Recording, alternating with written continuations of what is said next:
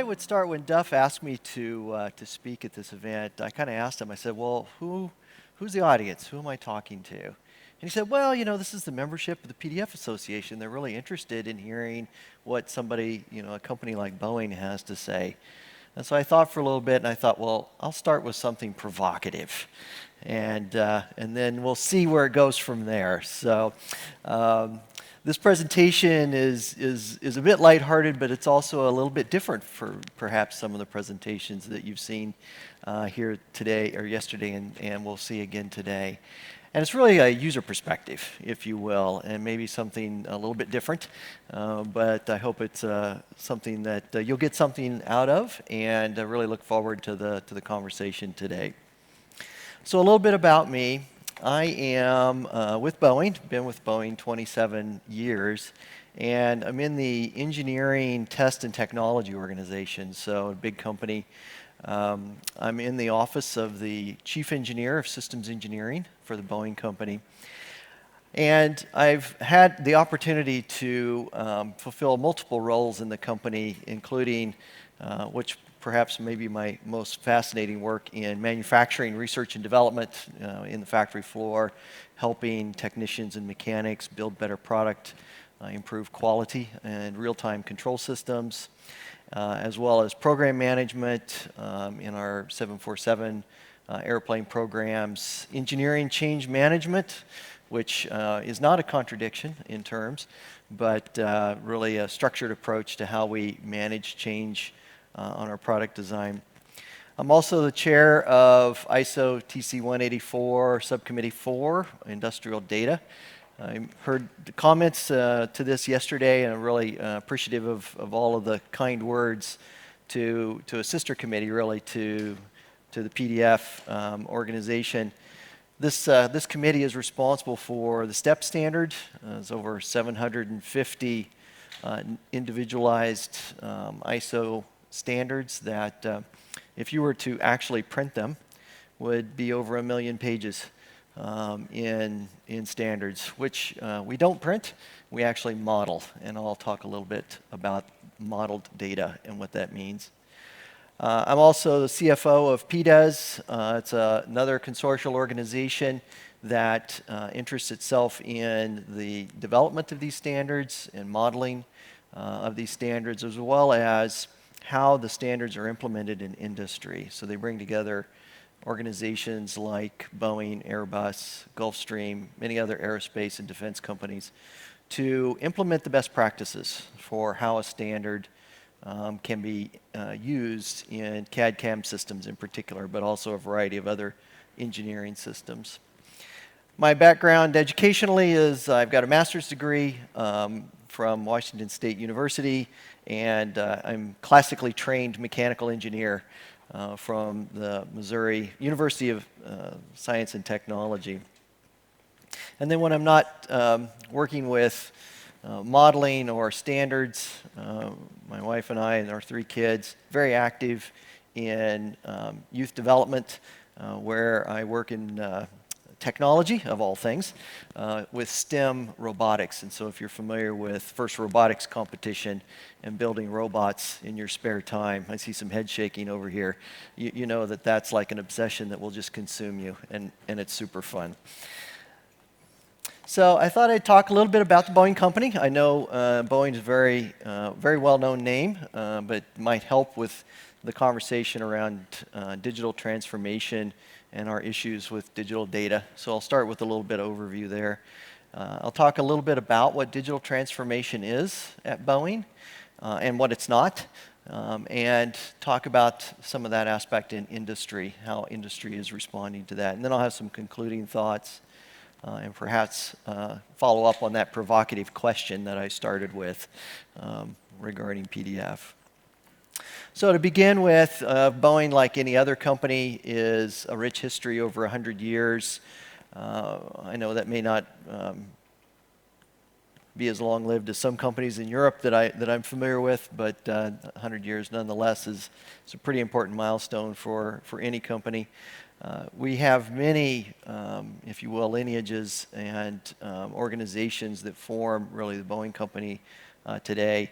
And what's really interesting about Boeing's history is that it's a parallel of aviation and aerospace in total.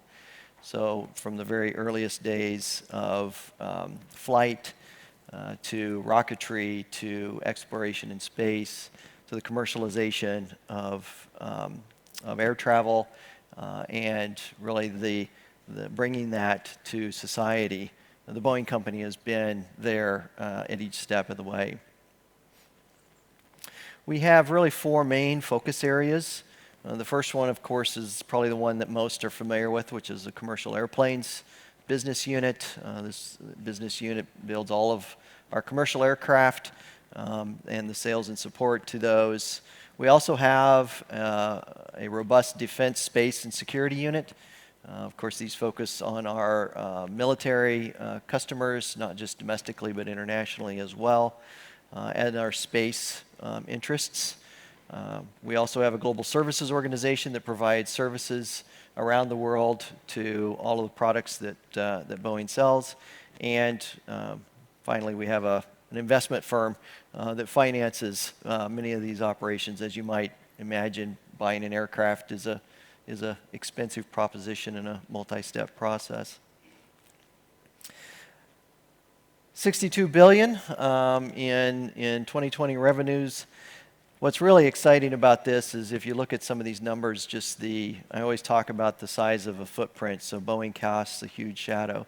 And it really shows up in the talent of 140,000 employees in 150 countries, 12,000 suppliers globally, and 80% of our product used internationally. So really a worldwide interest and talent pool here that we're speaking to. And it factors in a little bit, remember some of these numbers when I talk about the role of data and the span and influence that data has on society. But I want to change gears a little bit and talk about that for just a second. So many are probably familiar with the fourth industrial revolution. Industry 4.0 is a very popular term in Germany as well as around the world. But what is it in totality? What does it really mean? This comes from a Department of Defense Digital Engineering Strategy conference. It's a little bit dated, but I think still relevant today, where we talk about the industrial revolution. It's we talk about the mechanical aspects of it, the electrification of production and manufacturing, the advent of IT, the use of computing, really characterizes the last, if you will, 50 years, honestly. But where are we going to the future? And the future is around digitally connected data, and this is what we usually characterize as our fourth industrial revolution. And it's not just about data fit for purpose for a particular analysis or product or even engineering. It's about the use of data in a system context, end-to-end, value-based view of data.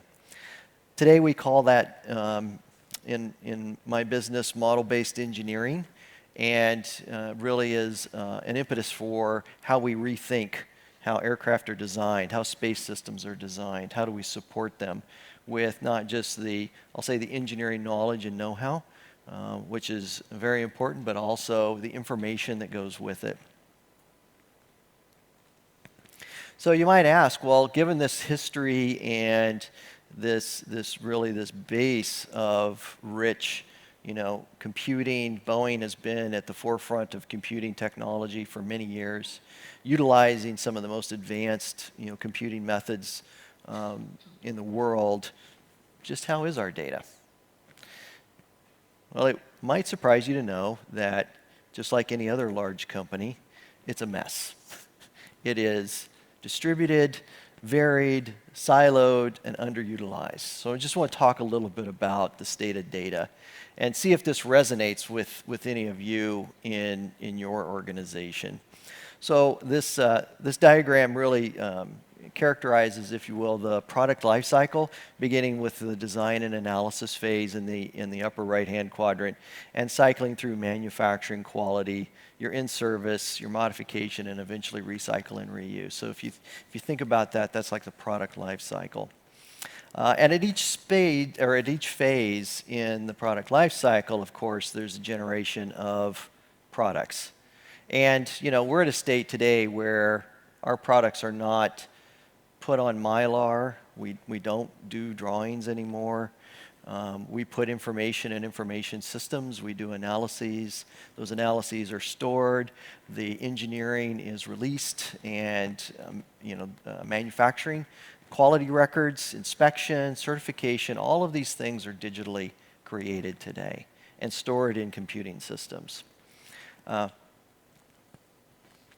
let's talk about that for a second, because they're all in their own individual silo. And show of hands, how many have some record system that they know all about, but they know it's probably not connected to something else in their business that it probably should be? Anybody have that problem? Anybody have records that the email PDF archiving discussion yesterday was fascinating. Anybody have records they can't get out of a computing system because it's so old that you can't use it anymore? Maybe an operating system retired on you. That never happens to anybody, no. So what does that mean? That means that two things. One, the data is locked inside of a siloed system that was specific for the purpose at the time, but it also means that data is not available. You can't use it. And if you did want to use it, you have to do something to it. You have to convert it. You have to bring it to current standards. You have to talk to the person who modeled it because they didn't write down what the parameters were. It's just any number of things could be wrong with the data. So when we talk about the digital value chain, what are we really trying to do? What does digital transformation actually mean? Well, let's start with the foundation. Let's start with the data.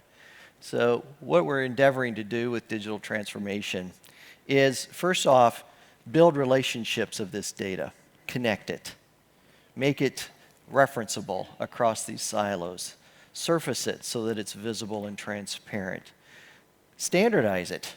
So one of the things that's absolutely critical to the ability, right, to use data outside of the place where it was envisioned is to standardize it. And we'll talk a lot about standardization. I heard a lot of conversations yesterday about standardization, and I wholly support that because really the context of the data and the reference for the data is best understood when a standard is invoked. A standard does so many things to explain the data, to give the anchor point for the interpretation of the data, and to give you insight on what to do with it. The equivalent documentation doesn't exist.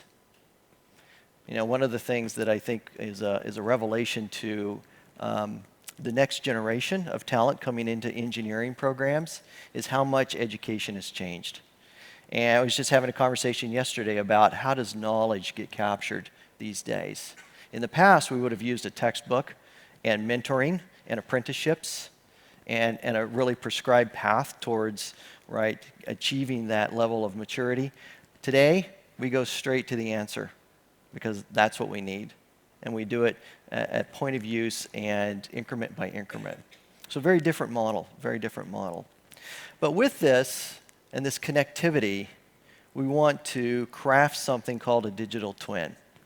Now, a digital twin has many definitions still to this day. We've been talking about it for several years. But conceptually, think about a digital twin as a virtual representation of something physical, very simply. And it's informed by the data that exists in your system, your design system, your manufacturing system, your production and control system, your inventory system, and you're able to use it to form intelligence. On top of that, we want insight. So with these digital twins, we want to be able to draw conclusions, infer, create insights into different design parameters, alternatives, and choices, all before ever having built the first part, because building the part and proving an aircraft system is very expensive. And sometimes it's very prohibitive to be able to do that kind of work without having some kind of information ahead of it. So we want this insight from it. And then finally, we want data-driven decision making. So I don't think it comes as any surprise in an industry like aerospace that's very focused on safety and the health and safety and reliability of the product, that decision making is one of the most important considerations in the design life cycle. That decision making we want to enhance, we want to make it more powerful, more focused on these kinds of items. So with that, we've come up with this concept. And so how many have heard of systems engineering? Know a systems engineer? Maybe you are a systems engineer. That's okay. You can admit it. The systems engineering discipline and the systems engineering V is like a foundational principle of engineering and the life cycle aspect, and that's across the bottom of this diagram. And if you're familiar with that, you know that there's a progression of needs through systematic analysis and design process to the solutions. And it's been well tested. There's lots of information out there. Every Boeing product goes through, the systems engineering lifecycle process as part of its design. But across the top is the idea, if you will, or the concept of the digital twin and how that digital twin represents. And the reason that this graphic was created was to try and convey simply what a digital twin will do for you and what's the power and value of the data. So you can see modeling and simulation complementing design and delivery, so the virtual world reflecting the physical world. And even though the symbol is a diamond, it's not necessarily in the same time slot. So modeling and simulation happens much more frequently and ahead of design and delivery, all based on the data. So what do we do with this thing? Well, one of the things we want to do is we want to make sure that it's integrated from the physical to the virtual, left to right. So the way to kind of read this diagram. The physical system is represented by the bottom on the design. The mirroring is the modeling of that physical system on the top. And the thread, which is the connectivity of this data, enables the digital twin to operate. Digital twins, by the way, are very hungry. They require lots of data, require lots of information. They offer powerful insights, but you need to feed them. And you need to have that from systems that you can trust and know, right, the provenance of the data and where it came from. And then the rope represents that connection to the ecosystem. And these are iterative. They feed each other. They go back and forth. There are loops that come back. So, for example, a physical system deployed in the field can stream data back to a digital twin of its representation to help inform things like warranty, maintenance issues, safety issues, and make the next product even better than the first one.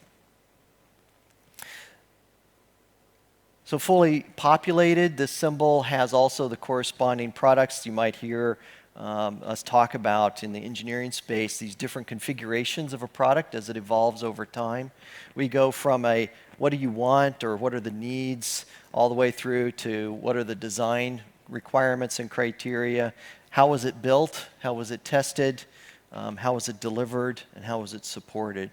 Each one of these major milestones in a product development roadmap has a corresponding digital representation of it.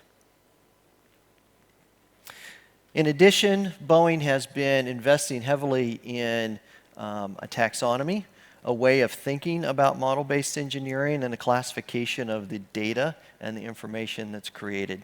We call these capabilities. So if you think about a capability as a package that is logically coherent and delivers procedures, tools, technology, data, training, you begin to see what a taxonomy like this would help. Why do we do this? Well, believe it or not, across companies, even in aerospace and defense, which tends to be a fairly tight-knit community, we all know each other. We do not call things the same thing. And believe it or not, a part number, which you would think would be a fairly benign and common term, has 14 definitions inside our own company. Okay? So if you want to build semantically, right, enabled data, you have to resolve those kinds of problems. Or you're developing, a gazillion interpretations and translations and shims. I call them human or digital shims. Little fixes that you need to do to make the data work. So this taxonomy actually becomes very foundational and very important if you want to classify data correctly. So why make all of this investment? What's in it? Transformational change at the data level. I just want to walk you through this chart and talk about the different products in an engineering context from a product perspective, starting with the design itself. So a CAD/CAM system, computer-aided design, computer-aided manufacturing. We go from documents and drawings to models. In our PLM, our bill of materials, so if you could think about our computer-aided engineering, our bill of material management systems, we go from literally handbooks and vaults to databases. And we get to a single source of authoritative data. For our drawings for manufacturing and our work instructions for how the product is to be built, we go to a model-based design and model-based work instructions. Again, all data-centric. That's enabled by our 3D geometry, so a physical or a virtual representation of the physical product in 3D. For processes, for process planning, for factories, how factories are laid out, we go from literally Excel and paper. Maybe we're sophisticated and use Visio, but we go to actual model-based process planning systems that have simulation, takt time analysis built in already. These give us the ability to do simulation at a factory scale. Production system simulation, so this is where we start to bring in the alternatives and time phase variability, which adds more value because of the ability to create that factory in a virtual environment many times before we ever cut the first spade of dirt or lay the first load of concrete. And then finally, a bigger picture, more holistically, not only of the product model, but of the production system and the services and support model, which is what the digital twins contribute to. So these all add cumulatively to the value proposition of why the data matters. And at each point, hopefully you're seeing, each point there is a flow of information from one entity to the next, one computer to the next, one organization to the next, and it builds. Just a case in point, this is a chart representing our engagement model, if you will, with the supply chain. So back to that earlier chart about 12,000 suppliers. They need information to be able to build product for the Boeing company. There's a kind of a spectrum, if you will, left to right. And there's no right answer here. As it turns out, there's a place for all suppliers in this supply chain model. But we start on the left-hand side with what we call build to print. Build a model, actually, where this is a traditional supplier that is asked to build a product to a specification, deliver it with the quality metrics attached. We move up, if you will, to a model-based paradigm where they're building it to the model-based data sets that are streamed to them, more than likely, or delivered to them via PDF, by the way. And then they, in turn, supply the technical data and the product back. Co-collaboration, so the next two are about collaboration in design, where now not just the build, but also they're participating in the design process itself. And while big companies like Boeing would tend towards the right-hand side of this graphic, There are many, many companies who do not have that kind of infrastructure and capability to do that kind of work, and they're on the left-hand side. And there's nothing wrong with that. It's actually, one of the neat things about supply chain and distributed supply chains. But they need to be able to digitally connect, right, about connecting to the data. Just as an example here, just a really quick one from Boeing. This is a door on one of our products. Pretty simple, actually. We store this in CATIA, so we're a Dassault house, and CATIA is our CAD system. We have an exact model of this in our engineering design system, and we publish it in an engineering repository called REDARS. Now, REDARS is, it's a Boeing product. It incorporates a lot of functionality, but its primary purpose is to distribute these engineering data sets to the supply chain. And when a supplier gets a contract to build this door, they go into REDARS and they get a set of documents. They get a set of PDFs that represent the parts list, the bill of material, the manufacturing specifications. They also get a 3D PDF lightweight graphic. And this lightweight graphic is authoritative. They can inspect to it. They can't build to it because it doesn't have the NC programming, but they can inspect to it. And they can measure it. They can interrogate this model. Just to give you an idea, right, and we also use it for illustrations in our technical manuals. So if we have any kind of service and support, we put it in our publications, which themselves are PDF documents. 85 million documents are in this one repository. So this is just the engineering data sets for Boeing. And of those 85 million, about 3 million have this descriptive geometry definition in them. So it just gives you, and that's just one repository, inside the company that is used, that actively generates and manages this PDF content on a daily basis. I couldn't get off the stage without saying something about PDF and industry and standards. So this is my one chart on that subject. Why I bring it up is because, one of the things that is really exciting about PDF is the industry adoption, right, of a consensus-based approach for information. And LOTAR, long-term archive and retrieval, is something that you may have heard about. It's very important to us in the aerospace industry. There's a LOTAR international organization that develops NAS, National Aerospace Specification Standards. And one of the things that they're building standards for is airplanes last a long time, far beyond any computing system that was ever used to create them in the first place. And we have to have that data for the life of the aircraft plus 20. And how we do that. How is that going to happen? How do we actually have that data? So this group is really focused on that. One of the things that I bring up is PDF factors very heavily in how LOTAR requirements are fulfilled for aerospace. So critical enabler, regulatory function oversight there for that. We also have partnerships. I just alluded to the one between SC4 and TC171 SC2. The additions of PDF for engineering data, so it's not just about the visualization, it's also about the complex engineering notes, the requirements, the manufacturing that goes with it, and all being in a connected fashion. And then finally, as a military contractor, right, for the United States Department of Defense, I just couldn't get off the stage without saying something about MIL Standard 31000B, which is tech data package delivery to the United States government and, quite frankly, to practically all of the others around the world as well. And I'll just point out the little thumbnail there. It states right in the definitions, e.g. 32,000-1, actually calls it out by number. So just as an idea of just how important PDF is, the aerospace industry, right there it is, right, in a government requirement.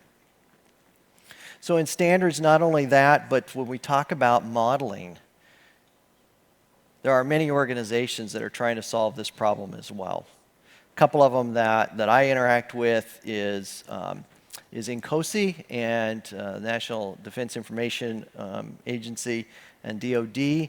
They are looking at how do we develop a viewpoint, if you will, or an architecture of all the different data products necessary to support the product in service and its life cycle. At the international standard level, IEC, TC65 is an organization that I'm affiliated with in ISO, is developing a standard over a thing called the Asset Administration Shell.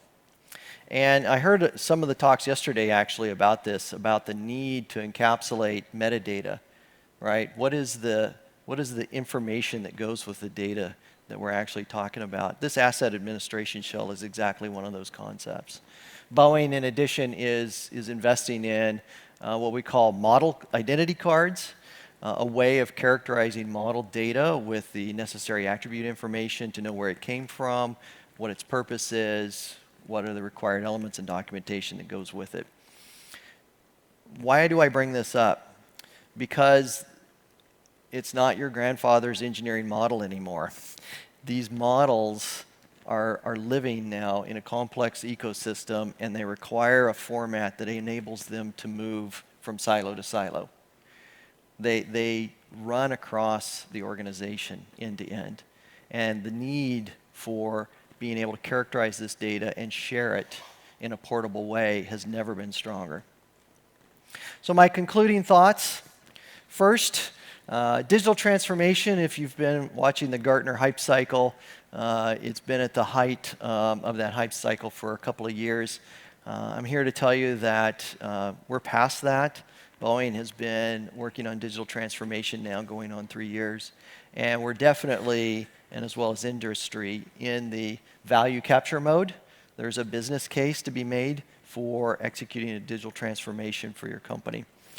And while I was just having this conversation at lunch yesterday, the idea that maybe this is a flavor of the month, I actually had that thought a couple of years ago. But I can tell you, having, going through this journey, truly embracing the digital transformation and focusing on the data does change the way you think about how the business works. And that's actually the whole point. There's value to be had here. The management of the data. So this is really, I think, the key inflection point that I'd like to leave with you today is, for so many things, the data was structured in a way that humans could interpret and humans could use, point to point, and humans were the glue that connected the system. And while I still believe that humans are critical to the system being connected, the reality is that more and more computers are doing that.